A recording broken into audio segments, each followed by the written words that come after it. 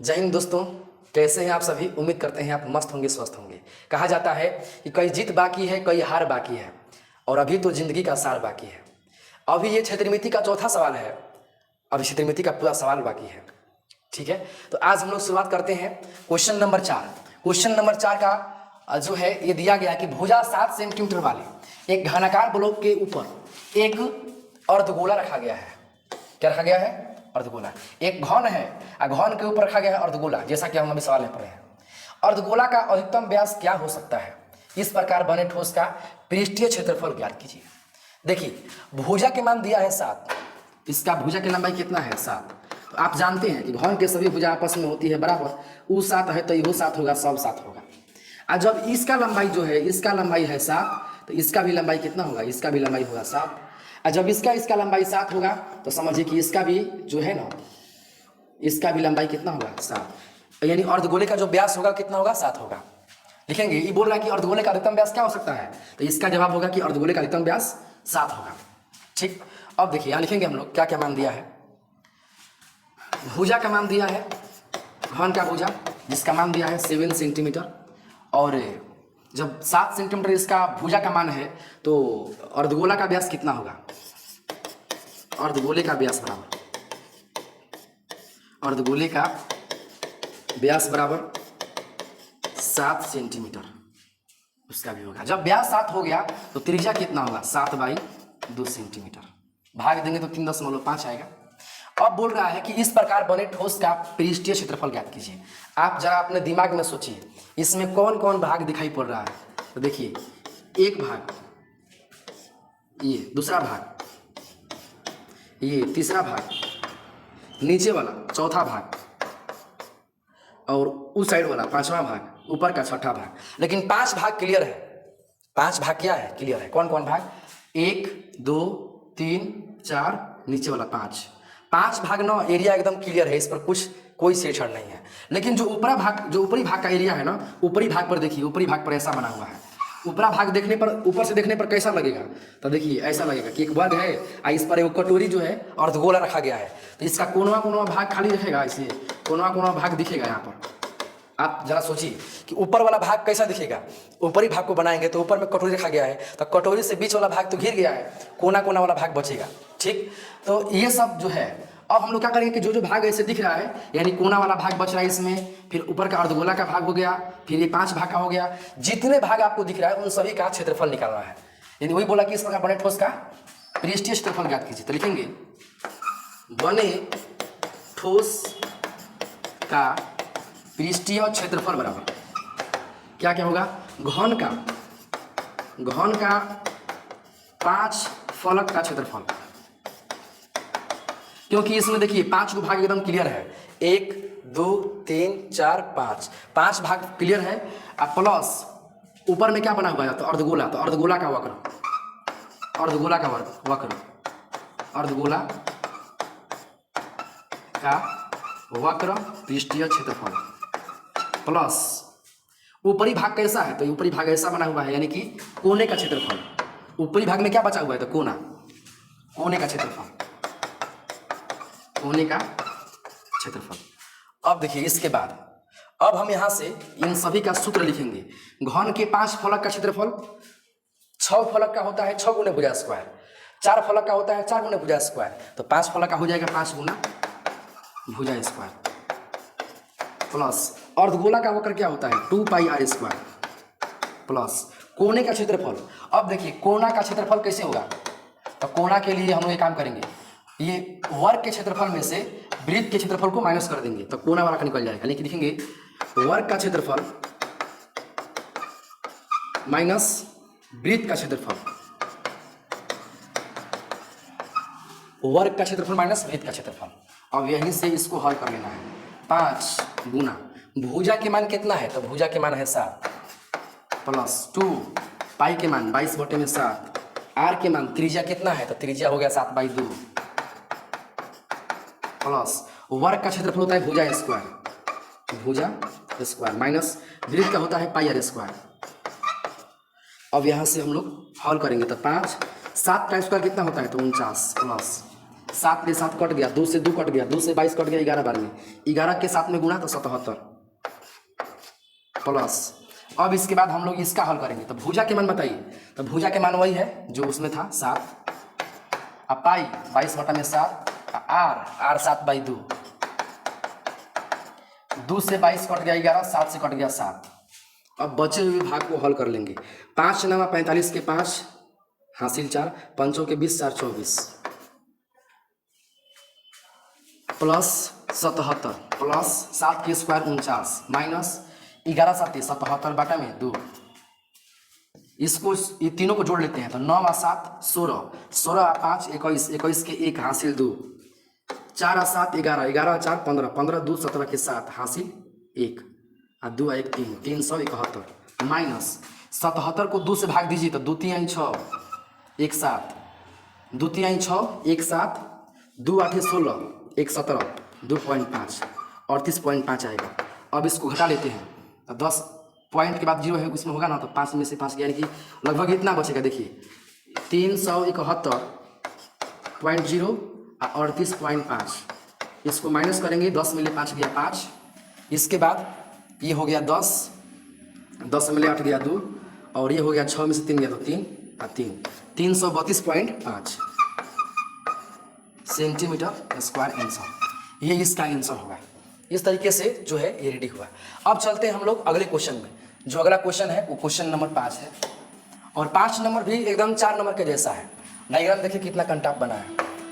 पांचवा है कि एक घनाकार ब्लॉक के एक फलक को अंदर की ओर से काट कर एक अर्धगोलाकार गड्ढा बनाया गया है, और इस प्रकार बनाया गया है कि अर्धगोले का व्यास घन के किनारे के बराबर है।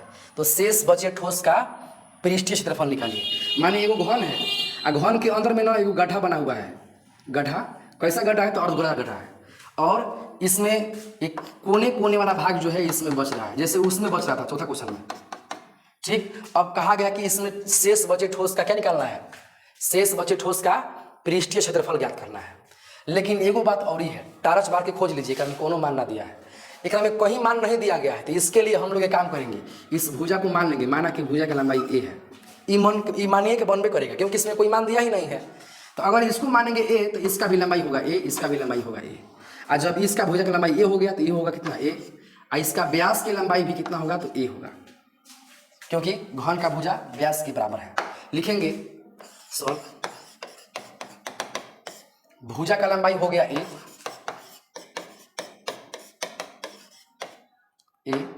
भुजा का लंबाई ए। ये दिया नहीं है, हम लोग माने हैं, तो पोस्ट में हम लोग इसको लिख देंगे कि माना, इसको माना गया है। आप ए मान सकते हैं, एक्स मान सकते हैं, कुछ भी मान सकते हैं।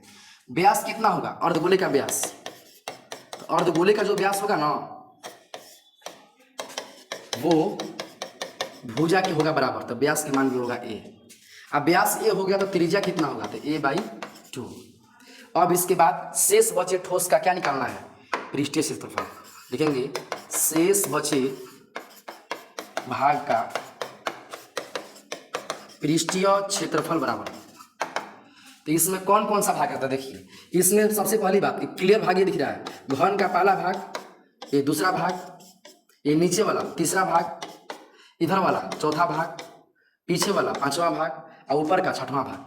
लेकिन 5 भाग क्लियर है, ऊपर वाला के छोड़ा के 5 भाग का क्लियर एकदम है। तो लिख देंगे 5 फलक का क्षेत्रफल, 5 फलक का क्षेत्रफल प्लस। अब देखिए इसके बाद इसमें आप यहाँ से झांकिएगा ना, तो इसमें गड्ढा दिखाई पड़ेगा। कैसा गड्ढा? अर्धगोलाकार गड्ढा, अर्धगोलाकार गड्ढा, यानी अर्धगोले का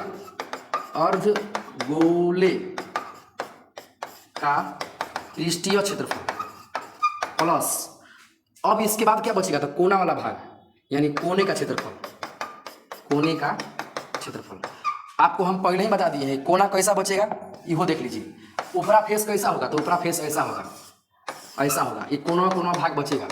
तो कोने भाग का क्षेत्रफल कैसे निकलता है? तो वर्ग के क्षेत्रफल माइनस वृत्त का क्षेत्रफल। ठीक है, चलिए अभी हम इसमें यहाँ पर मान लिखते हैं 5 फलक का, तो 5 गुने भुजा स्क्वायर प्लस अर्धगोले का पृष्ठीय क्षेत्रफल कितना होता है? तो सूत्र आपको पता ही होगा, 2πr²। और कोने का, तो कोना के लिए हम बताएं हैं कि वर्ग में से कौन घटेगा? तो वृत्त, वर्ग का क्षेत्रफल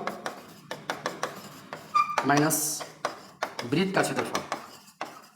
अब इसके बाद मान रखते हैं, तो 5, भुजा के मान कितना है, तो a है, तो 5 गुना a square plus 2 pi r square. ध्यान दीजिए इसमें पाई के मान मत रखिएगा, क्योंकि इसमें a का मान जो है, इसमें a है, कोई अंक नहीं दिया गया है। हम लोग a माने ना है, अगर अंक रहता तब ना हम पाई के मान रखेंगे। इसका आंसर पाई के रूप में आएगा। r के मान क्या निकाले थे, तो a/2 प्लस वर्ग का क्षेत्रफल क्या होता है, तो भुजा स्क्वायर होता है। अब वृत्त का होता है कितना, पाई r स्क्वायर। तो ये हो जाएगा 5a स्क्वायर, गुणा करने पर 5 में a स्क्वायर में गुणा, तो 5a स्क्वायर। 2 से 2 कट गया, पाई a का गुणा a में a स्क्वायर बटे में 2 प्लस भुजा स्क्वायर पाई r के मान पर a/2। ठीक, अब यहाँ से जो है इसको हल करेंगे, तो 5a square plus pi a square by 2 plus भुजा स्क्वायर, भुजा के मान कितना है, a है, a स्क्वायर। अब पाई, इसमें देखिए a का गुणा a में, तो a स्क्वायर बाई 2 दूना की 4। अब इसको 1 में जोड़ लेते हैं, 5 गो a स्क्वायर या 1 गो a स्क्वायर कितना होगा, इसको जोड़ने पर 5 गो a स्क्वायर या 1 गो a square, 6 go a square plus pi a square by 2 minus pi a square by 4। अब इसका हम लोग एलसीएम कर लेते हैं। एलसीएम कितना आएगा, तो 4 2 के एलसीएम 4 आएगा। 1 में 4 में भागा तो 4 4 6 के 24, 2 में 4 में भागा 2 बार में 2 पाई a स्क्वायर, 4 से 4 में भागा तो 1 बार में पाई a स्क्वायर। अब यहाँ से जो है इसको लिखेंगे 4 24a square plus 2 go pi a square में से 1 गो पाई a स्क्वायर घटेगा, 1 गो पाई a स्क्वायर। ठीक, 2 गो पाई a स्क्वायर में से 1 गो पाई a स्क्वायर घटेगा, तो 1 गो पाई a स्क्वायर।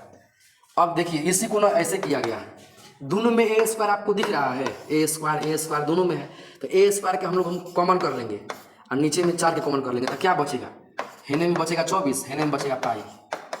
तो इसी को इस तरीके से कर दिया गया, तोड़ दिया गया है। यहाँ पर 1 छुपा हुआ है ना, तो 1/4 a स्क्वायर 24 प्लस पाई, यही इसका आंसर हुआ। ठीक है, इस तरीके से जो है क्वेश्चन नंबर 5 बना। और हम लोग देख लेते हैं अंतिम वाला सवाल 6 नंबर। दवा का एक कैप्सूल एक बेलन के आकार का है, आप देख सकते हैं भैंस की दवाई है, जिसके दोनों सिरों पर एक अर्धगोला लगा हुआ है, इधर भी अर्धगोला है उधर भी अर्धगोला है। देखिए आकृति में, हाँ लौक रहा है। पूरे कैप्सूल की लंबाई कितना है, 14 है, 14 लंबाई दिया गया है और उसका व्यास 5 mm है। इसका व्यास माने कितना मोटा दवाई है, तो 5 mm। आदमी खाएगा तो मुंह में अटक जाएगा। इसका पृष्ठीय क्षेत्रफल ज्ञात कीजिए, इसका निकालना है पृष्ठीय क्षेत्रफल। तो इसमें क्या किया गया कि इसको ना तोड़ दिया गया, हम दवाइया के ना कैंची ले काट दिए। देखिए ये काट दिए हैं, काटने पर आप जानते होंगे ना कि जब ऐसा होता है तो इसके बीच में ना गोल गोल दाने दाने जैसा होता है अंदर में दवा, ऊपर में प्लास्टिक का लेयर होता है। इसको हम तोड़ दिए, तो देखिए तोड़ने पर एक इधर में अर्धगोला एक इधर में अर्धगोला, अब बीच वाला क्या भाग है, तो बीच वाला भाग है विलंब। ठीक, अब बताइए पूरा लंबाई 14 था, पूरा लंबाई कितना 14 था, तो बेलन का लंबाई कितना बचेगा। तो इसके लिए पहले हम लोग एक बात यहाँ देखेंगे, इसका कितना व्यास दिया था, व्यास, इसका व्यास कितना है, यहाँ से ऊपर से नीचे की लंबाई, तो ये 5 है, 5 mm है, व्यास है 5 mm। तो लिखेंगे कि व्यास का मान जो है, व्यास का मान है 5 mm, तो त्रिज्या का मान कितना होगा, त्रिज्या का मान, तो त्रिज्या का मान जो है वो होगा 5/2 यानी कि 2.5 mm होगा ना।